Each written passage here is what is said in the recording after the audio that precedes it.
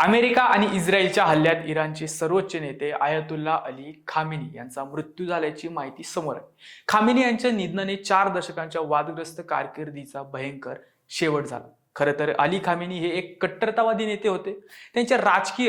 त्यांच्या राजवटीत त्यांनी काही कमी उत्मत केला नव्हता. त्यामुळं एका हुकुमशहाचा ज्या पद्धतीनं अखेरीस अंत होतो तसाच त्यांचा अंत झाला. या खामेनी यांची जडणघडण कशी झाली, इराणचे नेते म्हणून ते कसे पुढे आले, त्यांची राजवट कशी होती, इथपासून ते त्यांच्या अंतपर्यंत प्रवास जाणून घेऊया आजच्या भागातून. नमस्कार, मी श्रीहरी आणि आपण बघताय बोल बिंदास. 19 एप्रिल 1939 रोजी इराणमधील मशहद येथे खामेनी यांचा जन्म झाला. धार्मिक कुटुंबात वाढलेले खामेनी लहानपणापासून इस्लामी शिक्षणाकडे वळले. कुम येथील धार्मिक शिक्षण केंद्रात त्यांनी अभ्यास केला आणि तेथेच त्यांच्यावर आयतुल्ला रुहुल्लाह खामेनी यांच्या विचारांचा प्रभाव पडला. 1960 ते 70च्या दशकात इराणमध्ये सत्तेवर होते मोहम्मद रजा पहलवी यांच्या पाश्चात्याभिमुख धोरणांविरोधात खामेनी सक्रिय झाले. त्यांनी अनेकदा भाषणे केली, गुप्तपणे संघटनात्मक काम केलं आणि त्यामुळे त्यांना अनेक वेळा अटकही झाली. हा काळ त्यांच्या राजकीय ओळखीचा पाया ठरला.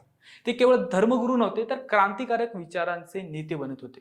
1979 मध्ये इस्लामिक क्रांती यशस्वी झाली. खामेनी हे नव्या व्यवस्थेत महत्वाच्या पदांवर आले. 1981 मध्ये ते इराणचे राष्ट्रपती बनले. त्यांचा काळ म्हणजे 1981 ते 1989. हा काळ प्रामुख्याने इराण इराक वॉरचा होता.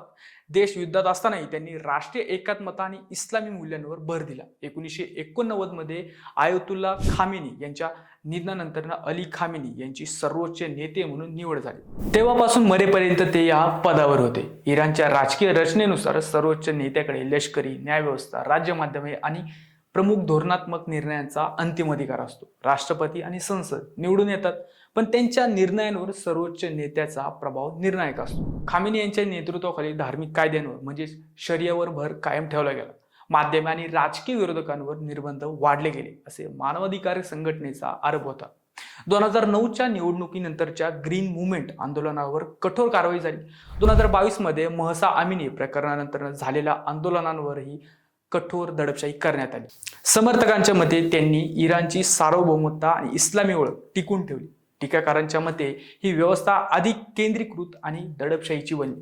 खामेनी यांनी अमेरिके विरुद्ध आणि इस्रायल विरोधी भूमिका कायम ठेवली. इराणच्या अणु कार्यक्रमाबद्दल त्यांनी राष्ट्रीय अधिकाराची भूमिका घेतली. अमेरिकेसोबतचे तणाव, निर्बंध आणि मध्य पूर्वेतील प्रॉक्सी संघर्ष या सर्वांमध्ये त्याचा प्रभाव निर्णायक राहिला. अली खामेनी यांची प्रतिमा 2 टोकांची होती. एका बाजूला ते इस्लामिक क्रांतीचे रक्षक आणि राष्ट्रवादी नेता मानले जात, दुसरीकडे त्यांच्यावर राजकीय स्वातंत्र्य मर्यादित केल्याचे, विरोधकांचे दमन केल्याचे आणि कठोर धार्मिक नियंत्रण वाढवल्याचे आरोप होते. खरं तर खामेनी यांची कहाणी म्हणजे एका क्रांतिकारक तरुण धर्मगुरूपासून इराणच्या सर्वात प्रभावशाली सत्ता केंद्रापर्यंतचा प्रवास. त्यांच्या निर्णयांनी इराणचे राजकारण, समाज रचना आणि जागतिक संबंध खोलवर बदलले.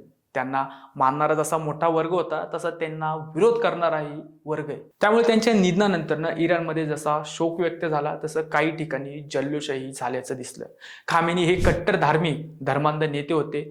त्यांच्यावर जुन्या विचारांचा पगडा होता. हुकुमशाही व्यवस्था त्यांनी स्वीकारली आणि पुढे नेली. मात्र दुसरीकडे इराणची अस्मिता, स्वाभिमान म्हणूनही त्यांच्याकडे पाहिलं गेलं. अमेरिका, इस्रायल सारख्या देशांपुढे ते शेवटच्या श्वासापर्यंत झुकले नाही.